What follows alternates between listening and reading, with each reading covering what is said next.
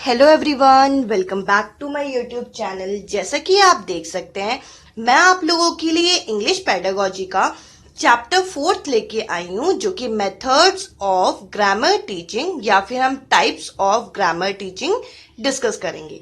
साथ ही साथ इस टॉपिक से आए हुए प्रीवियस ईयर के क्वेश्चंस भी हम डिस्कस करेंगे। तो चलिए वीडियो स्टार्ट करते हैं और एक एक टॉपिक को डिटेल में समझते हैं। जैसा कि आप यहाँ देख सकते हैं, सबसे पहले मैंने आप लोगों के लिए लिखा है कि ग्रामर क्या होता है, और इसके बाद हम जानेंगे कि ग्रामर टीचिंग के एम क्या है। लास्ट में हम देखेंगे इसके मेथड्स के बारे में।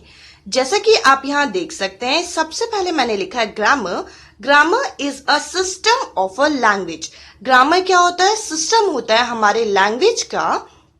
It provide a proper order और a sequence to sentence. Grammar क्या प्रोवाइड करता है? एक प्रॉपर ऑर्डर, और या फिर हम कह सकते हैं एक सीक्वेंस प्रोवाइड करता है किसी भी सेंटेंस को, ताकि हम बेटर तरीके से इसे रिप्रेजेंट कर सके।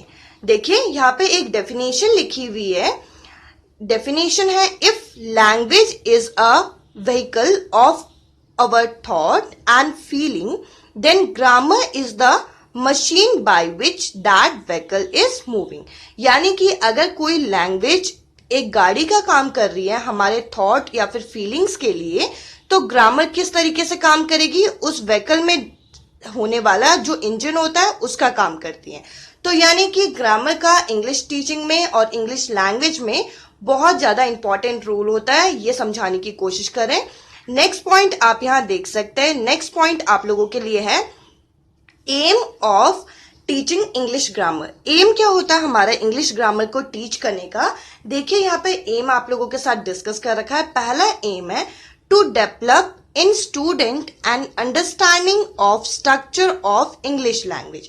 यानी कि हमें स्टूडेंट के अंदर अगर अंडरस्टैंडिंग बिठानी है इंग्लिश स्ट्रक्चर की, इंग्लिश लैंग्वेज की, तो हम लोगों को उन्हें इंग्लिश ग्रामर की टीचिंग करानी होगी। नेक्स्ट पॉइंट लिखा है to enable learner to express their idea logically and correctly. यानी कि जो हमारे लर्नर हैं उन्हें अगर अपने आइडियाज को लॉजिकली और करेक्टली किसी और के सामने एक्सप्रेस करना है तो भी उन्हें ग्रामर टीचिंग करानी है। नेक्स्ट पॉइंट लिखा है to teach grammar as a rule governor behaviour and not a mere remote learning. यानी कि हम लोगों को ग्रामर की ऐसी टीचिंग करानी है कि वो उनके रूल्स को पकड़ में लाएं और ना कि उन चीजों को डायरेक्टली वो लर्न कर ले, रट ले। अब देखिए नेक्स्ट आप यहाँ देख सकते हैं, एक क्वेश्चन लिया हुआ है मैंने आप लोगों के लिए। Grammar is a practical analysis of. Grammar practical analysis होता है किसका? लैंग्वेज का। सेकेंड ऑप्शन है लिटरेचर का। थर्ड ऑप्शन है बोथ ए एंड बी, और लास्ट ऑप्शन है नन ऑफ द अबव। इसका जो करेक्ट आंसर होगा वो होगा third option both A and B. यानी कि ग्रामर जो होता है वो प्रैक्टिकल एनालिसिस माना जाता है लैंग्वेज का और लिटरेचर का। चलिए आगे समझते हैं मेथड्स। अब हम डिस्कस करते हैं मेथड्स ऑफ टीचिंग ग्रामर। देखिए 4 डिफरेंट मेथड्स हैं हमारे कोर्स में, और पहला मेथड आप लोगों के सामने है द ट्रेडिशनल मेथड। देखिए इसे ट्रेडिशनल मेथड क्यों बोला जाता है हम ये भी समझेंगे, और साथ ही साथ समझेंगे कि इस मेथड की क्या क्या खास बातें हैं।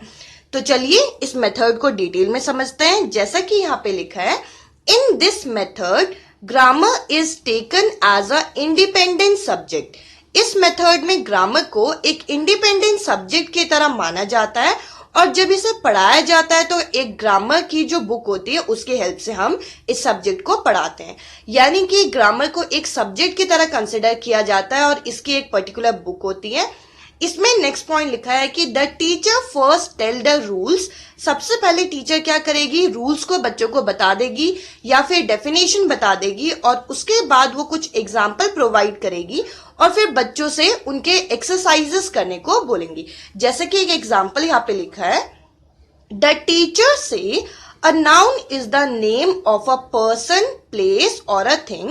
टीचर ने सबसे पहले बताया कि नाउन होता क्या है। Noun is the name of person, place and thing, और उसके बाद उन्होंने कुछ एग्जाम्पल्स दिए, और बाद में लास्ट में इन्होंने कहा टीचर ने कि आप इसकी एक्सरसाइजेस सॉल्व करो। इस तरीके से आपके इस मेथड पे वर्क किया जाता है।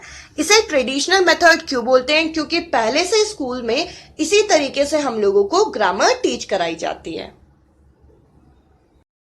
नेक्स्ट मेथड है द इनफॉर्मल मेथड। देखिए इस मेथड के अंदर किया क्या जाता है। This method implies teaching of grammar by rule not by the usage.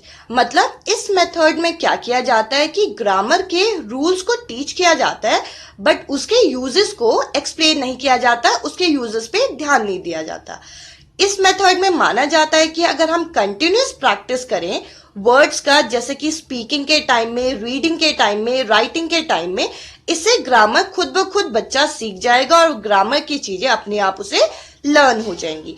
देखिए यहाँ पे लिखा है this is done while teaching a text book. और ये जो इनफॉर्मल मेथड है इसमें ग्रामर कब टीच की जाती है? जब बच्चा टेक्स्ट बुक को पढ़ रहा है या फिर कोई टेक्स्ट को वो ट्रांसलेट करना सीख रहा है, उसी समय ये माना जाता है कि ग्रामर वो सीख सकता है उसके यूसेज के बिना नहीं, उसके रूल्स को रट के। अब हम समझते हैं नेक्स्ट मेथड के बारे में। नेक्स्ट मेथड आप लोगों के सामने है इंडक्टिव डिडक्टिव मेथड। देखिए इस मेथड में किया क्या जाता है। Through this method student themselves formulate rule with the help of example. मतलब इस मेथड में स्टूडेंट खुद ही फॉर्मुलेट कर लेते हैं रूल्स को एग्जाम्पल की हेल्प से। देखिए इस मेथड को बेटर तरीके से समझाने के लिए इसके कुछ स्टेप्स समझाए गए हैं। यहाँ पे आप यहाँ पे देख सकते हैं, यहाँ पे बता रखा है student are given some example of similar type. Student को कुछ सिमिलर टाइप के एग्जाम्पल प्रोवाइड किए जाते हैं, एक ही तरीके के अलग अलग एग्जाम्पल दिए जाते हैं। उसके बाद स्टूडेंट करता क्या है, student see this example and try to find out similarity and ask to draw some conclusion. मतलब स्टूडेंट को बोला जाता है कि आप इनके बीच में कुछ सिमिलैरिटीज ढूंढो इन एग्जाम्पल्स के बीच में, और स्टूडेंट को ये बोला जाता है कि आप बताओ कि इनके बीच में क्या सिमिलैरिटी है और एक कंक्लूजन निकाल के दो। आगे बता रखा है then the teacher will give the rules, और उसके बाद टीचर बताएगी कि एक्चुअल में रूल क्या है और नए एग्जाम्पल भी बच्चों के सामने लेके आएंगी। इसके बाद यहाँ पे बता रखा है this method also stimulate the power of thinking and reasoning. ये जो मेथड है इससे बच्चे के अंदर थिंकिंग और रीजनिंग की पावर डेवलप हो सकती है। अब हम देखते हैं नेक्स्ट मेथड के बारे में, जिसे हम इंसिडेंटल मेथड के नाम से भी जानते हैं। देखिए इस मेथड में किया क्या जाता है। This method is also known as correlation और रेफरेंस मेथड। अब हम समझते हैं इस मेथड को कोरिलेशन या फिर रेफरेंस मेथड के नाम से क्यों जाना जाता है। देखिए यहाँ लिखा है इस मेथड में this method help student to correlate grammar with the other related logical structure. यानी कि इस मेथड में बच्चा कोरिलेट कर पाएगा ग्रामर को रिलेटेड लॉजिकल स्ट्रक्चर के साथ, और अगर वो प्रैक्टिस करता रहे तो उसे नॉलेज गेन होगी ग्रामेटिकल रूल्स की। अब देखते हैं इस टॉपिक से आए हुए प्रीवियस ईयर के कुछ इंपॉर्टेंट क्वेश्चन। अब मैं आप लोगों के साथ डिस्कस करती हूँ कुछ प्रीवियस ईयर क्वेश्चन। जैसा कि आप यहाँ देख सकते हैं, पहला क्वेश्चन है functional grammar refer to. Functional grammar किस चीज को रेफर करता है? ये क्वेश्चन CTET फरवरी 2016 में पूछा गया क्वेश्चन है। देखिए यहाँ ऑप्शन दिया है learning grammar bye knowing the technology. मतलब टेक्नोलॉजी की हेल्प से हम ग्रामर को सीख सकते हैं। नेक्स्ट ऑप्शन है learning grammar through the rule of language, यानी कि हम रूल की हेल्प से ग्रामर को लर्न कर सकते हैं। नेक्स्ट ऑप्शन दिया learning grammar in isolation. Isolation मतलब अलग अलग करके हम ग्रामर को समझ सकते हैं। नेक्स्ट आपका ऑप्शन दे रखा है learning grammar in a given contest. ये जो लास्ट ऑप्शन है करेक्ट ऑप्शन होगा, क्योंकि टेक्नोलॉजी, रूल या फिर आइसोलेशन से हम ग्रामर को, फंक्शनल ग्रामर को नहीं सीख सकते। अगर हमें सीखना है तो हमें उसके कॉन्टेस्ट में जाके सीखना पड़ेगा। नेक्स्ट क्वेश्चन आप लोगों के सामने है use of grammar punctuation and spelling pertain to. यहाँ पे बोल रखा है कि ग्रामर, पंचुएशन और जो स्पेलिंग होती है वो हमें किस चीज में हेल्प करती है। यहाँ पे आपके ऑप्शन दे रखे हैं टेक्स्ट प्रोडक्शन वाइल राइटिंग। जब हम लिखते हैं तो उस समय टेक्स्ट प्रोड्यूस करने में हेल्प करते हैं। नेक्स्ट आपका थर्मल स्पीच, ये ऑप्शन इनकरेक्ट है। नेक्स्ट ऑप्शन दे रखा है listening to the lecture. Lecture के टाइम में पंचुएशन की कोई ऐसी ज़रूरत होती नहीं है, क्योंकि लेक्चर जब आप सुन रहे हो तो आप नहीं लगाओगे पंचुएशन, जो बोल रहा है वो पंचुएशन लगाएगा।